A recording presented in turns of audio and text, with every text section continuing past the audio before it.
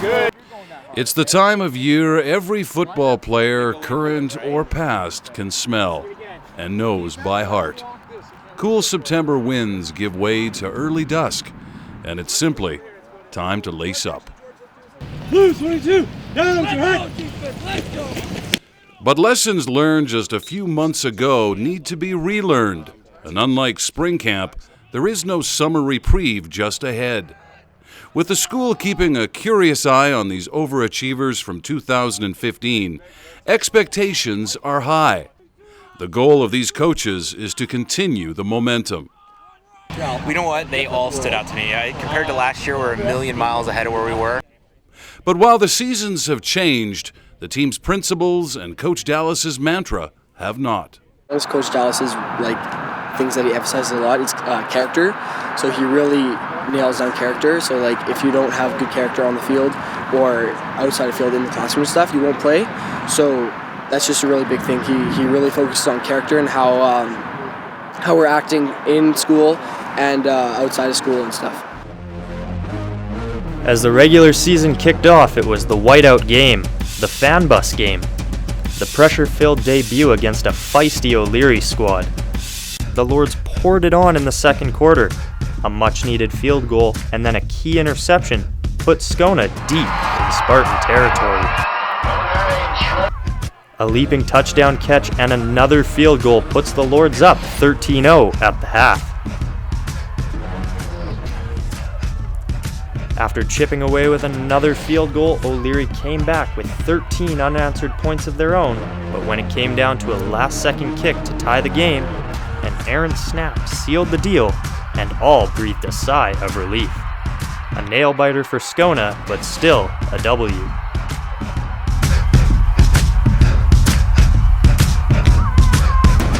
In Week 2, the first battle of the Cats was rough right out of the gate. Some power running and a QB sneak led to a 7-0 early lead. Lucas Petty 5 yards into the end zone for the Scona touchdown. But McNally responded with a gut-wrenching 70-yard run, missed the convert, and it was a 1-point game.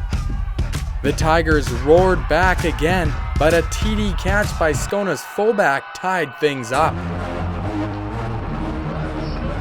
Back and forth it went with the Orange Tigers again scoring. But Skona's slot back got behind the McNally D to keep it knotted. A late score sealed the game for McNally, handing the Lords their first loss.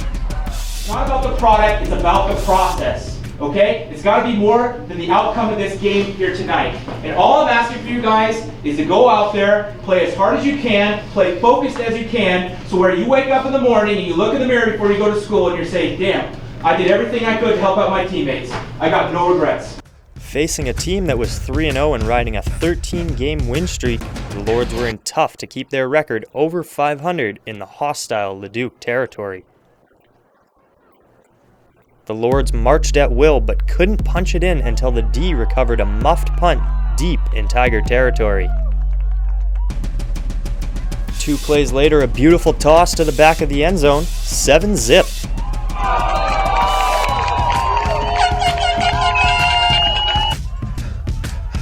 Another aerial laser put Scona up for good, and it gave Skona's backup quarterback and starting linebacker a chance to shine on both sides of the ball, including a 71-yard pick six.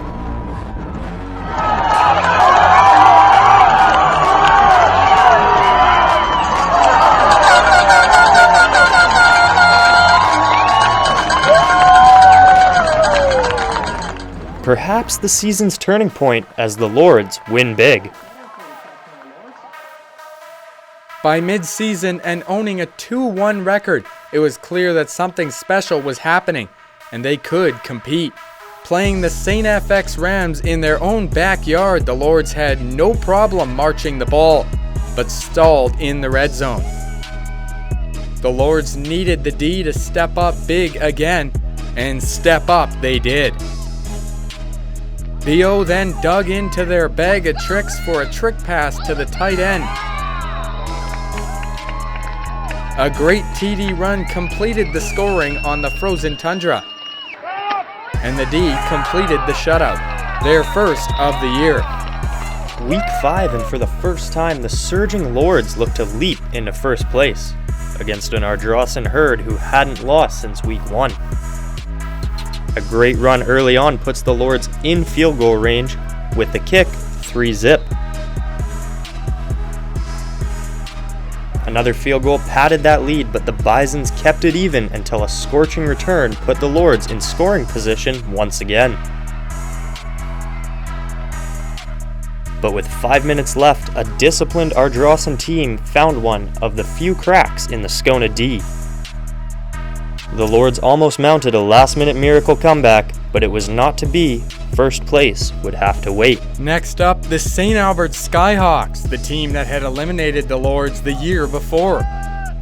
The D was aggressive as ever and gave no quarter to their foes. Payback came in the form of a big punt block and jabs to the opponent, one field goal at a time. The second half saw the D remain stout, and eventually the Skyhawks succumbed to a trick play to draw them offside. With a rainbow pass over the top of an unsuspecting defense for 63 yards, a redemption victory for second place was in the books. With a 4-2 regular season record, second place gave the Lords a playoff rematch, with rivals St. Albert again the opponent. A shifty 30-yard scamper put Scona up by 7. In the air, the Lords utilized yet another receiver, putting them again in scoring position.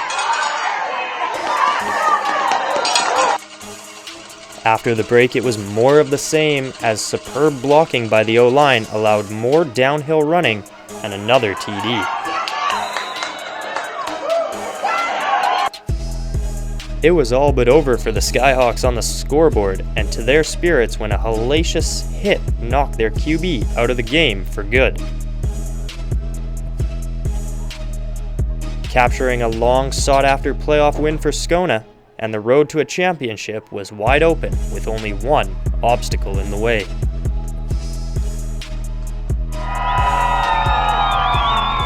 As it should be, number 1 Ardrossan, with one of the best linebackers in the league and a small but disciplined roster of young Bisons that hadn't lost since September. Appropriately, after starting spring camp some 6 months ago in unseasonably warm weather, the journey for the Lords would conclude on an unusually warm November evening. They would take on the number 2 Scona Lords, a team with multiple weapons on offense and special teams, and now established as having one of the best defenses in league memory. Okay, 1, 2, 3, 1, 2, 3. The best punter in the league got the Lords on the board first with a rocket-like 45-yard single. A quick 2-and-out by the D then left the O with great field possession, and it was time for a little magic.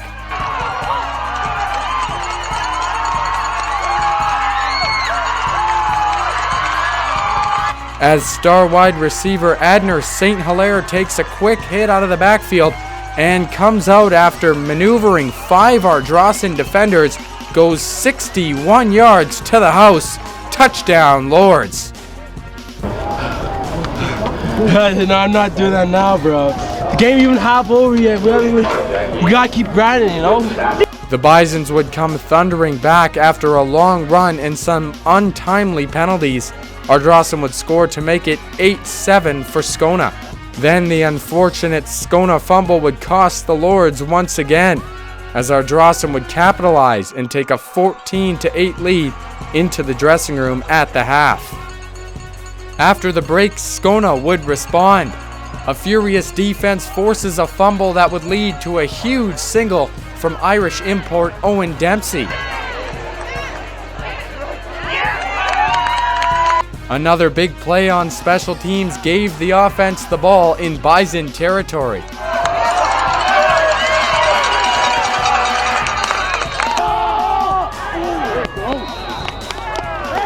A scintillating run by Matt Fetter, followed by a gritty Lucas Paniak keeper, led to the Lords to be 1 yard from Pater. Matt Fetter would get the carry. Touchdown, Lords!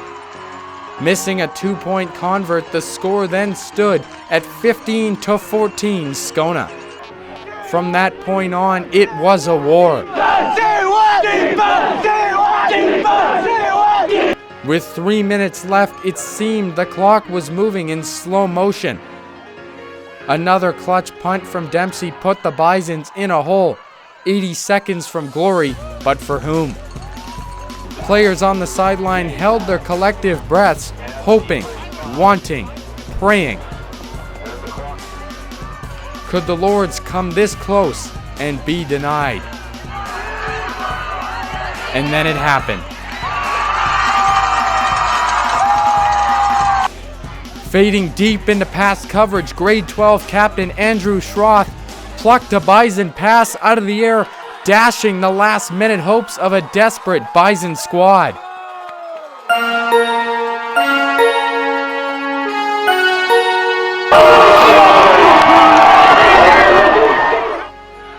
There is no better feeling than being able to take a knee on your final play of your final high school football game.